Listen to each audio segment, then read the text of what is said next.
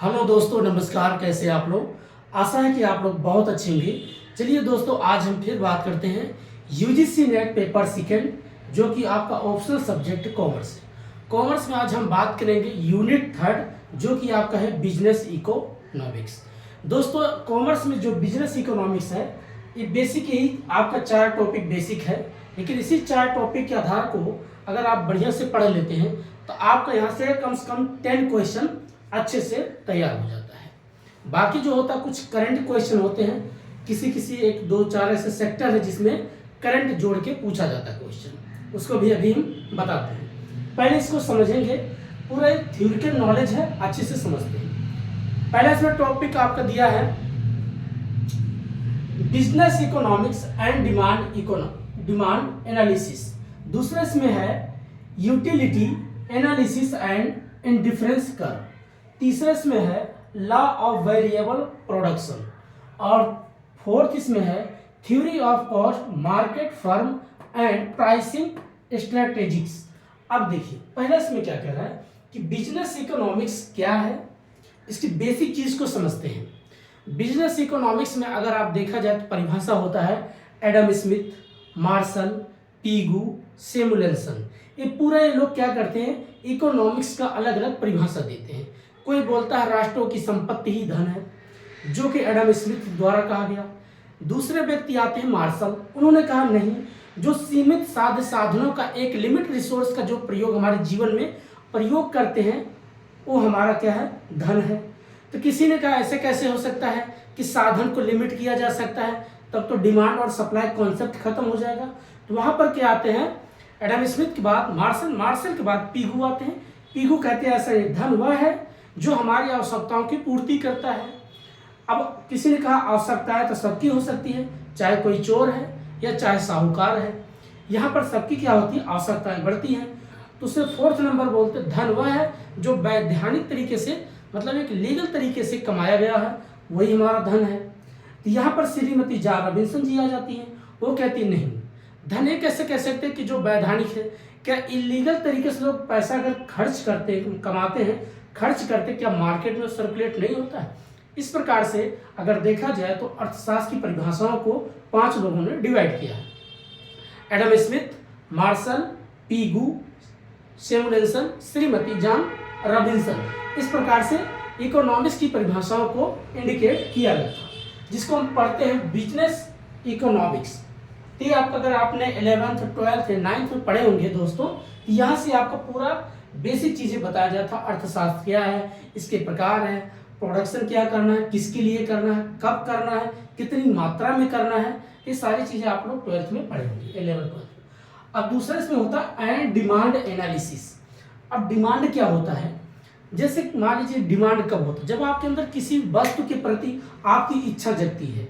जैसे मान लीजिए आपको एक कोई अच्छी मूवी देखना है। अब अच्छी मूवी देखने के लिए पहले आपके अंदर एक, कहीं पर आप पोस्टर देखे होंगे कि, या आप मोबाइल चला रहे हैं, उस पर एडवर्टीजमेंट आता, विज्ञापन आया, आपने देखा तो आपके मन में इच्छा जगी कि ये मूवी देखना है। तो पहले किसी भी चीज के लिए आपकी इच्छा जगती है।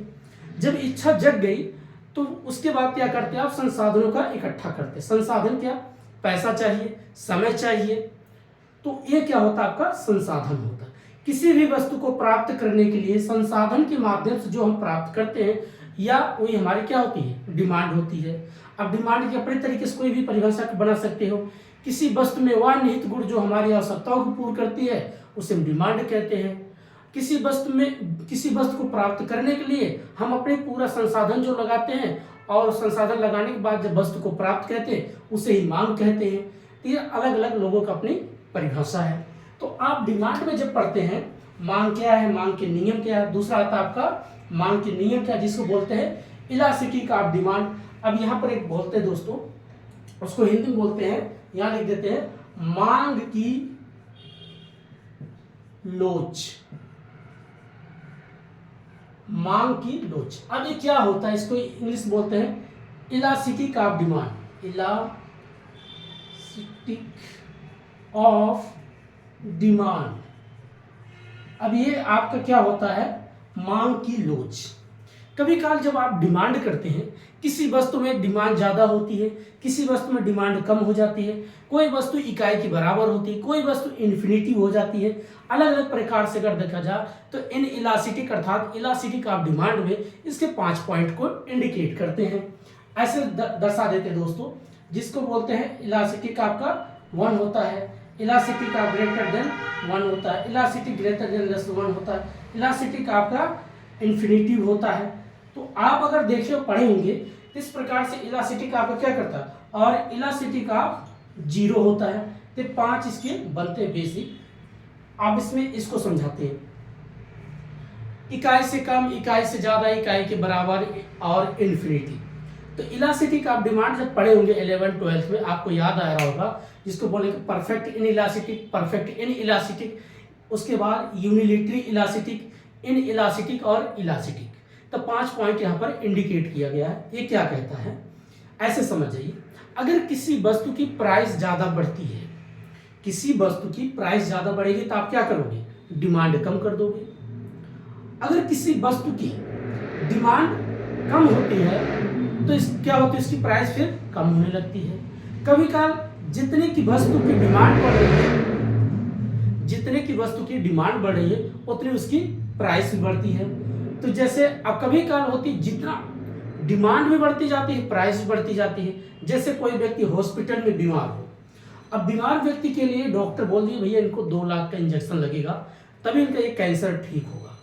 अब सोचिए डिमांड कितनी हाई है और प्राइस भी कितनी हाई है। तो एक कंडीशन आपका इन्फिनिटिव हो जाता है कि जितनी प्राइस बढ़ती जा रही है उतनी डिमांड बढ़ती जा रही है। कभी काल कुछ सीजनल होता है।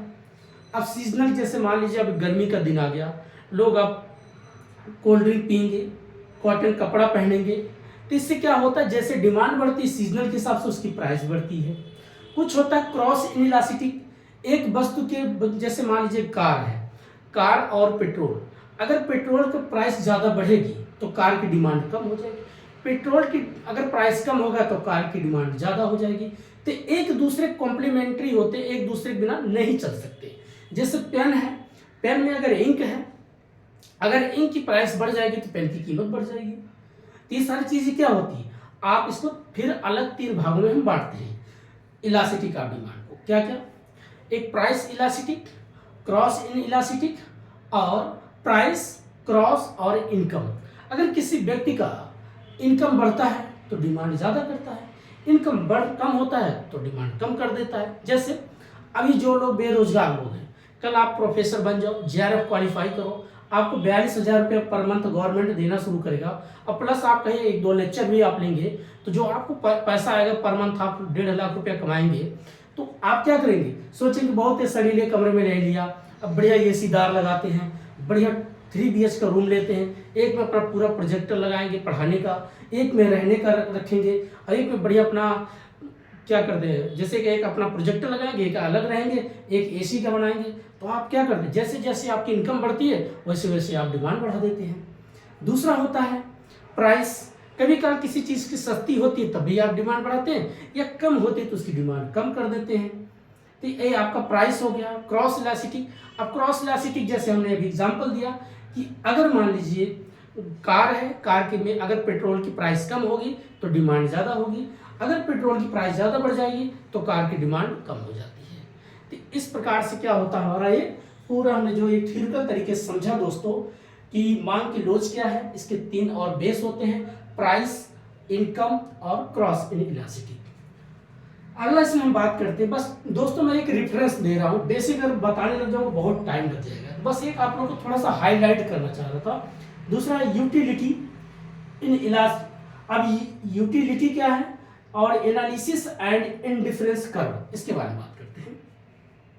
यूटिलिटी क्या है, मान लीजिए कोई वस्तु है, अब वस्तु 2 प्रकार की होती है। जैसे कोई वस्तु ऐसी होती है कि आप उसको उपभोग करके खाते हैं, जैसे समोसा है या चाय है या ब्रेड है, तो कहते हैं कि अगर जो आपकी आवश्यकता की पूर्ति कर देती है, उपयोगिता जो आप जिसको उपयोग करते हैं।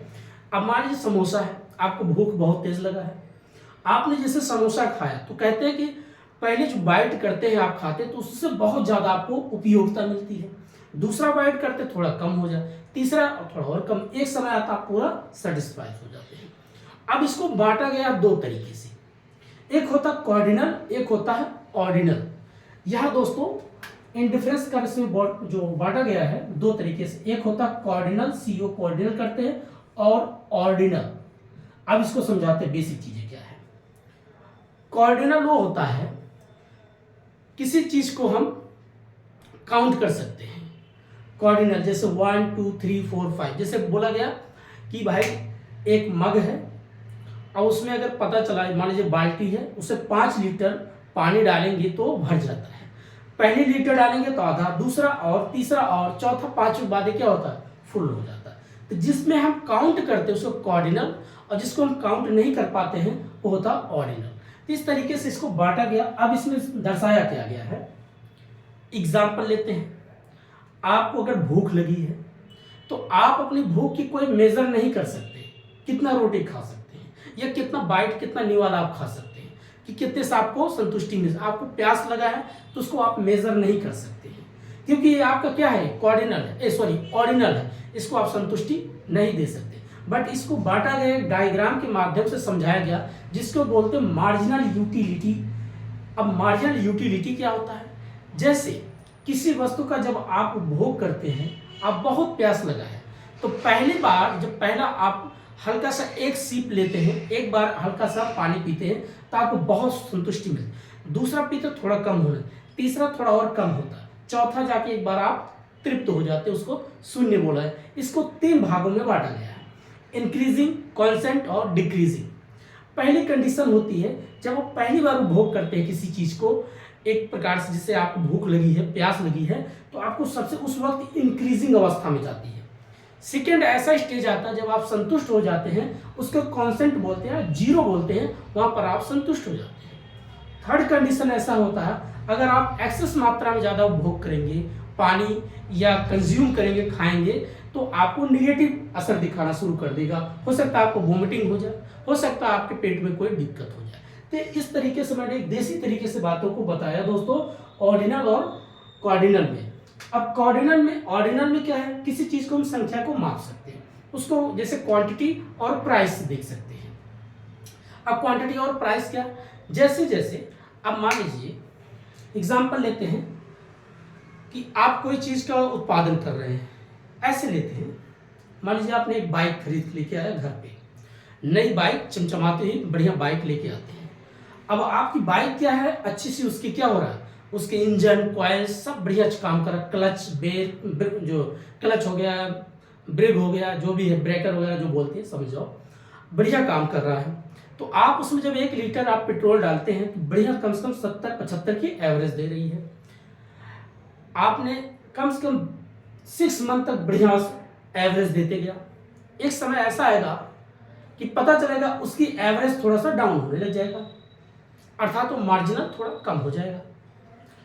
क्यों, क्योंकि अब धीरे धीरे जब तक वो बाइक अच्छी थी, नई थी, जब उसके चैन अच्छे चल रहे थे, चैन कभी घिसे, उसके गियर वगैरह सब बढ़िया है, तो अच्छी स्पीड दे रही है और अच्छी माइल्स अच्छी तरीके से एवरेज दे रही है, मार्जिनल बहुत अच्छा चल रहा है। सेकेंड स्टेज आते आते पता चला उसका एवरेज आ गया 60, पहले 70-75 था, अब 60 आ रहा, घटने लगे। एक समय ऐसे आएगा कि जितने का आप पेट्रोल डाल रहे हैं उतने का आपको एवरेज दे रहा है, कि भाई मैंने 100 रुपये पेट्रोल दिया और 100 रुपये कितना आउटपुट देने लग गया। पहले क्या था, मैं 100 रुपये पेट्रोल डलवाता था, मुझे 120 के एवरेज दे, 120 किलोमीटर में सफर कर लेता था। आज 100 रुपया डालता हूँ, बस 100 की स्पीड आ रहा है। एक समय ऐसा आएगा आप पता चला 150 रुपया डालेंगे, अब आपको पता चला 100 रुपये का, वो 100 का एवरेज देना शुरू कर देगा। तो इस तरीके से हम उसको ऑर्डिनल में समझते हैं, ऐसे डायग्राम बना देते हैं, बेसिक समझ जाओ। क्या होता है, जब आपकी नई गाड़ी होती है तो पहली अवस्था में ऐसे इंक्रीज करता है दोस्तों, वो ये इंक्रीज अवस्था में होती है, और सेकेंड स्टेज आते ऐसे फिर क्या होती है, वो कॉन्सेंट बन जाती है, यहाँ पर 0 हो जाता है, ये प्लस पॉइंट से इंडिकेट करते हैं। और उसके बाद यहाँ से जैसे डाउन होता है इसको माइनस इंडिकेट करते हैं, इसको बोलते हैं इंक्रीज रिटर्न होता है, एक कॉन्सेंट होता है 0 होता है, और ये डिक्रीज होता है, ये माइनस होता है। अब मान लीजिए इसको हम टोटल कुछ भी कह सकते हैं, टोटल प्रोडक्शन कह दो। अब मान लीजिए यहीं से आपका एवरेज चलता है। एवरेज क्या होता है, जैसे होता है एवरेज बहुत ऊपर चलता है, ऐसे चलेगा एवरेज, ऐसे चलता है। और मार्जिनल जो होता है ये एवरेज से पहले ऊपर चलेगा और जब घटेगा तो उससे पहले घट जाएगा। तो इसको एवरेज कॉस्ट, मार्जिनल कॉस्ट, इस तरीके से आपको याद आ रहा होगा अगर आपने 11th 12th में पढ़ाई किया होगा। और इसको वाई और हम इसको एक्स अक्ष से दर्शाते हैं। तो आपका बेसिक होता है, ऑर्डिनल में हम नंबर से दर्शाते हैं, ठीक है। और कॉर्डिनल में हम क्या करते हैं, इसको हम काउंट नहीं कर, ऑर्डिनल में संख्या ऑर्डर दिया गया 1 2 3 4, लेकिन कॉर्डिनल में अगर किसी का प्यास है, किसी का भूख है, उसको मेजर नहीं कर सकते। इसलिए इसको इंडिफरेंस कर्व के माध्यम से हम समझते हैं कब टोटल प्रोडक्शन होगा, कब एवरेज कॉस्ट होगा, कब मार्जिनल कॉस्ट होगा। तो जैसे एग्जांपल और भी ले सकते हैं, कोई व्यक्ति टीन एज में है, अब टीन एज का बच्चा है तो उसको अच्छा खासा एनर्जी से भरपूर है, उससे 20-50 किलो वजन दोगे उठा के फेंक देगा। अब कोई 40-45 साल का आदमी हो, अब उसे पता चला उसे आप 50 किलो को वजन दोगे तो जल्दी उठा नहीं पाएगा, क्योंकि अब वो क्या हो रहा है, उसकी एनर्जी 0 पर आ गया है। लेकिन यहाँ भी उसकी एनर्जी बूस्ट कर रहा, बढ़ रहा है। और थर्ड स्टेज कोई पता चला 60-70 साल का आदमी है, उसको 50 किलो वजन दोगे तो उसी से वो दब के मर जाएगा। तो कहने का मतलब है ये दर्शाना चाहता है, यूटिलिटी ये बात कहना चाहता है, किसी वस्तु में वह निहित गुण जो आपके किसी वस्तु में वह निहित गुण जो आपकी संतुष्टि को क्या करता है, पहले कंडीशन में बढ़ाता है, फिर सेकेंड में 0 होता है, थर्ड में माइनस होता है। 3 स्टेज इसको बनता है। तो ये दोस्तों था आपका utility analysis in difference curve को समझाया गया। अगला हम बात करते हैं लॉ ऑफ वेरिएबल प्रोडक्शन। अब प्रोडक्शन से अगर देखा जाए तो ये भी सेम ही जुड़ा है।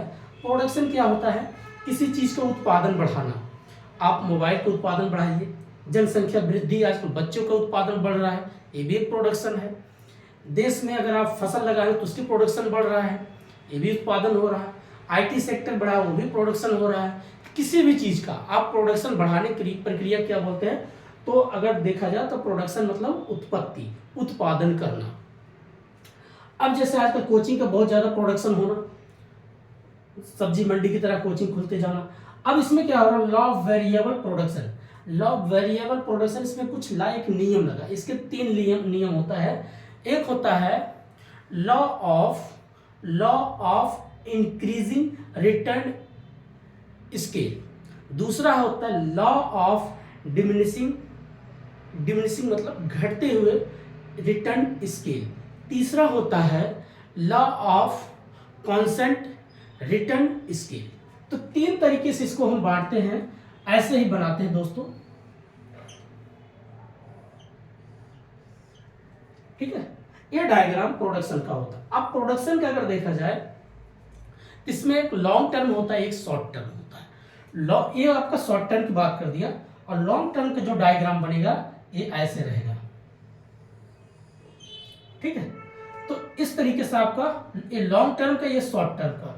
तो प्रोडक्शन अगर करते हैं या तो लॉन्ग टर्म कोई बिजनेस करेंगे या तो शॉर्ट टर्म। शॉर्ट टर्म मान लीजिए 5 साल, 2 साल, 3 साल। लॉन्ग टर्म 20 साल, 30 साल, 40 साल।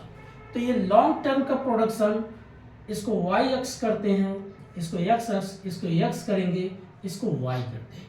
पहले हम शॉर्ट टर्म को समझते हैं। शॉर्ट टर्म, अब इसमें क्या होता है, शॉर्ट टर्म में क्या होता है, पहले हमारी क्या होती है, प्रोडक्शन बढ़ती है। अगर हमारी कॉस्ट क्या होती है, कॉस्ट जो होती है वो डिमिनिशिंग होती है, लेकिन प्रोडक्शन हमारी इंक्रीजिंग होता है। इसको बोलते हैं, आपका जब प्रोडक्शन इंक्रीजिंग होगा तो इसको हम प्लस दिखाएंगे, और हमारी कॉस्ट जो होती है वो लो होती है, अर्थात इसको हिंदी में बोलते हैं कर्मागत लागत ह्रास नियम और कर्मागत उत्पत्ति वृद्धि नियम। तो इसको बोलेंगे रिटर्न, ऐसा बोलेंगे, इसके जैसे रिटर्न टू कॉस्ट डिक्रीजिंग और रिटर्न टू प्रोडक्शन इंक्रीजिंग। तो इसको बोलते हैं कर्मागत लागत ह्रास नियम और कर्मागत उत्पत्ति वृद्धि नियम। यहाँ पर लागत जितना, पहले सिंपल सी बात है, आपने जब नई बाइक लाया तो आपने उसको मेंटेनेंस बहुत कम लगाना है, लेकिन एवरेज बहुत अच्छी दे रही। ये फर्स्ट कंडीशन हो गया। तो फर्स्ट कंडीशन में अगर देखा जाए तो आपकी लागत कम है लेकिन प्रोडक्शन इंक्रीज है, बूस्ट कर रहा है, बहुत तेज बढ़ रहा है, लेकिन लागत कम है। सेकेंड में क्या कह रहा है कि जितनी की लागत है और उतने ही इसकी प्रोडक्शन हो रहा है। और थर्ड में क्या हो गया, आपकी लागत बढ़ रही है लेकिन प्रोडक्शन कम हो रही है। तो इसकी तीन होता है, इसको बोलते हैं return increasing, return constant, return diminishing. तो ये तीन कंडीशन होता है आपका शॉर्ट टर्म का। अगला लॉन्ग टर्म में देखते हैं। तो लॉन्ग टर्म क्या होता है, पहले आपकी लागत क्या होती है, यहाँ पर प्रोडक्शन क्या होती है। लॉन्ग टर्म अगर आपको बिजनेस करना है तो अगर आपको 20 साल की सोचते हो मैं बहुत बड़ी संस्था कोचिंग चलाना चाहता हूँ, तो पहले आप एडवर्टीजमेंट करेंगे, आप बड़े बड़े बैनर लगाएंगे, तो आपकी क्या होती है लागत, कॉस्ट जो है आपकी बढ़ती है। लेकिन प्रोडक्शन यहाँ पर क्या होती है, प्रोडक्शन आपकी क्या होती है, ये घटती है। देखिए यहाँ क्या हो रहा है, कॉस्ट बढ़ रही है लेकिन प्रोडक्शन क्या हो रहा है, लो है, अभी बहुत लो है। एक समय आएगा आपकी लागत क्या होती है, जितनी लागत लगी है उतना प्रोडक्शन होने लग गया। लेकिन थर्ड स्टेज में जैसे आती है, ये फर्स्ट स्टेज और सेकेंड स्टेज, थर्ड स्टेज में क्या होती है, आपकी लागत क्या होती, कम हो जाती है और प्रोडक्शन बढ़ने लगता है। ये लॉन्ग टर्म कैसे समझते हैं, आप अगर मान लीजिए प्रोफेसर की तैयारी या नेट की तैयारी कर रहे हैं, तो आपको लग रहा है कि बहुत लागत लग गई, 4 साल लग गया, 3 साल लग गया, मुझे बहुत रिसर्च करना, टॉपिक बहुत पढ़ा, तो अभी आपकी कॉस्ट बढ़ रही है लेकिन रिटर्न क्या आ रहा, कुछ नहीं आ रहा। लेकिन धीरे धीरे 8-10 साल के बाद जब आपका पूरा एकदम नॉलेज बढ़ जाता है, अच्छी खासी नॉलेज होने के बाद, तो आप सेकेंड स्टेज पे आते हैं। यहाँ पता चला आप 1-2 घंटा कहीं कोई लेक्चर लिया तो पता चला आप मंथली जो है 50-60 हज़ार रुपये कमा लिया। और उसके बाद 2 साल के बाद किसी डिग्री कॉलेज या लेक्चरर यूनिवर्सिटी में जाते हैं, आप 2 घंटे का लेक्चर देते हैं, मंथली 2 लाख रुपये छापने लगे। तो ये हो जाता है आपका थर्ड स्टेज। तो याद रखना, शॉर्ट टर्म की कंडीशन अलग है, लॉन्ग टर्म की कंडीशन अलग है। लॉन्ग टर्म अगर आप कहते हैं कि जब हवेली बनाओगे तो पहले खूब लागत लगेगा, उसके बाद अगर आप लॉन्ग टर्म जब फायदा उठाओगे तो कम से कम वो हवेली आपका 200 साल 300 साल तक चलेगा। लेकिन आप बनाओगे छोटा सा मकान, एक झोपड़ी बनाओगे तो शुरुआत में बहुत अच्छा मजा देगा, फिर उसके बाद सेकंड से थर्ड स्टेज पे गायब हो जाएगा, कब आंधी आएगा उड़ा ले जाएगा, कब आग लग जाएगा जल जाएगा। लेकिन जब आप हवेली बनाओगे तो आपका तो अलग ही बात रहेगा, 100 साल 200 साल 300 साल तक आराम से अपना इंजॉय करते रहो। तो लॉन्ग टर्म का ये सिचुएशन है, शॉर्ट टर्म का ये सिचुएशन है। अब बात करते हैं theory of cost, market, firm and price strategy. अब इसमें थ्योरी दिया है एक प्रकार से समझाने के लिए, मार्केट क्या है, इसकी प्राइस क्या है। मार्केट में आपको 3 चीज बेसिक समझना है, परफेक्ट कंपटीशन, मोनोपोली, ओलिगोपोली। जहां पर क्रेता और विक्रेता किसी वस्तु का क्या करते हैं, सेलिंग होता है और परचेजिंग होता है, क्रय और विक्रय होता है किसी एक पर्टिकुलर स्थान पे, उसे ही बाजार कहते हैं। वहीं पर प्राइस की निर्धारित होता है। अब वहां पर हम पढ़ते हैं परफेक्ट कंपटीशन क्या है। मान लीजिए बहुत बड़ा शोरूम है, यहाँ पर पता चला कोई आईफोन मोबाइल बेच रहा है, या नोकिया का बेच रहा है, या सैमसंग का बेच रहा है, वन प्लस का बेच रहा है, तो आपके लिए क्या हो रहा है, एक परफेक्ट कंपटीशन चल रहा है। यहाँ पर जो होता है बायर के लिए फायदा होता है, बायर के लिए फायदा है। भाई उसको नहीं समझ रहा आईफोन, हटाओ छोड़ो वन प्लस ले लेते, वन प्लस नहीं चलो सैमसंग ले लेते, सैमसंग छोड़ो मेट्रोला, अलग सॉरी मेट्रोला क्या बोलते उसको, आजकल जो नया नया आता मार्केट में, सॉरी दोस्तों सारी चीज़ के पता नहीं, बट इतना बता सकते हैं जैसे आपका आईफोन हो गया, वन प्लस हो गया, सैमसंग हो गया। तो यहाँ कई कंपनियों को अगर मोबाइल बिक रही है तो आपके लिए यहाँ क्या है, आप चीज़ों को बार्गेनिंग कर सकते हैं। कंपटीशन क्या हो रहा है, कंपटीशन विक्रेता में हो रहा है, विक्रेता में हो रहा है। अब आप तो एक खरीदार हो, परचेज करने जा रहे हो, तो अगर देखा जाए कंज्यूमर के लिए तो बहुत आसान है। इसका पहला कंडीशन होता है परफेक्ट कंपटीशन। अब इसमें 3 डायग्राम बनता है, super profit, normal profit, zero profit. अब सुपर प्रॉफिट क्या होता है, जब आपकी लागत कम है, जैसे आप बाजार गए, सोचे थे ये मोबाइल मुझे मिलेगा 25,000 की, और वास्तव मोबाइल आपको कितने मिल गया 20,000 की, तो 5,000 आपका क्या हो गया, प्रॉफिट हो गया। सेकेंड स्टेज, पता चला आपने 25,000 के सोचा था, 25,000 के मोबाइल पड़ गई, ये आपका होता है नॉर्मल प्रॉफिट, जितने की सोचा उतने हो गया। एक होता है नॉर्मल लॉस, आपने सोचा था कि मोबाइल मुझे जो है 20 को मिलेगी, वास्तव में आपको देना पड़ गया 25, तो आपको 5 एक्स्ट्रा लग गया। तो 3 कंडीशन बनता है सुपर प्रॉफिट, नॉर्मल प्रॉफिट और जीरो प्रॉफिट, या कहीं कहीं नॉर्मल लॉस बोलते हैं। 3 कंडीशन इसका बनता है। दूसरा हम पढ़ते जब परफेक्ट कंपटीशन के बाद मोनोपोली। मोनोपोली वो होता है जब पता चला कि मार्केट में सिर्फ एक ही कंपनी का मोबाइल है, वन प्लस, अब उनकी प्राइस फिक्स है, वो प्राइस को कम नहीं कर सकते, वो प्राइस को कम नहीं, उनका मोनोपोली है। जैसे रेलवे है, गवर्नमेंट का रेलवे अगर देखा जाए तो एक प्रकार से मोनोपोली है। अगर यहीं पर प्राइवेट रेलवे भी चलना शुरू हो जाती तो कंपटीशन हो जाता, तो वहाँ पर क्या होता है, कंज्यूमर के लिए फायदा हो जाता। तो आपको बारीकी चीज़ यही समझना है, कब परफेक्ट कंपटीशन होगा और कब मोनोपोली होगा। और ये सबसे खतरनाक होता है दोस्तों ओलिगोपोली। ओलिगोपोली क्या होता है, मोनोपोली तभी है, चलो मान लो इस एरिया में सिर्फ अभी वन प्लस है, दूसरे एरिया में जाएंगे तो सैमसंग में मिल जाएगा, तो मोनोपोली है सिर्फ एक वस्तु की। अब पता चला ओलिगोपोली आपको पता करना पड़ेगा। तो ओलिगोपोली सबसे खतरनाक क्या होता है, आपको पता चला इस देश से पूरे भारत में, अब जैसे मेट्रो है तो मेट्रो कंपनी क्या है, ओलिगोपोली। आपको भारत सरकार का रेलवे, ओलिगोपोली। अकेला जिस पे एक ही व्यक्ति है, दूसरा कोई ना हो, तो पूरे भारत में अगर रेलवे की बात करते हैं, रेल को देखते हैं, तो भारतीय रेलवे का अगर आप देखते हैं तो पूरा ओलिगोपोली है। अपने मनमानी प्राइस बढ़ाएगा, अपने मनमानी के हिसाब से प्राइस घटा सकता है, यहाँ आप बार्गेनिंग नहीं कर सकते। तो ये चीज़ें आपका होता है दोस्तों theory of cost market firm का, और ये था लॉ ऑफ वेरिएबल प्रोडक्शन का। और यहाँ से क्वेश्चन कैसे आता है, इससे क्वेश्चन आपका 4 आ जाता है, इससे आपका 2, इससे भी 2, इससे भी 2, तो 2, 2, 4, 2, 6 और प्लस 4, ये 10 क्वेश्चन ऐसे आपका बन जाता है। तो सबसे ज़्यादा क्वेश्चन पूछता है यहाँ से, कभी कल आजकल रेशियो क्या कर दिया, कभी इसका 4 कर देगा, इसका 2 कर देगा, ऐसे इनका रेशियो चल रहा है आजकल। तो ये 4 टॉपिक है, आप जाइएगा सिलेबस में देखिएगा, ये पूरा आपको समझ में आ जाए। मैं तो दोस्त बस एक रेफरेंस दिया हूँ कि क्या क्या चीज़ होते हैं, कैसे कैसे टॉपिक है। तो ये था बिजनेस इकोनॉमिक्स का।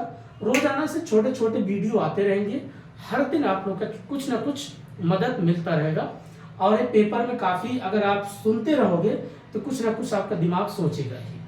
ठीक है दोस्तों, कल फिर जो है आपको लेके आते हैं नया, उसमें टॉपिक रहेगा लीगल एस्पेक्ट के बारे में रहेगा। अभी इसमें और 2 और हमें करना है, जिसमें एक छूटा हुआ है इंटरनेशनल बिजनेस प्लस ऑडिट के बाद लास्ट में हम करेंगे इनकम टैक्स। ठीक है दोस्तों, तो आज तब तक के लिए नमस्कार, जय हिंद।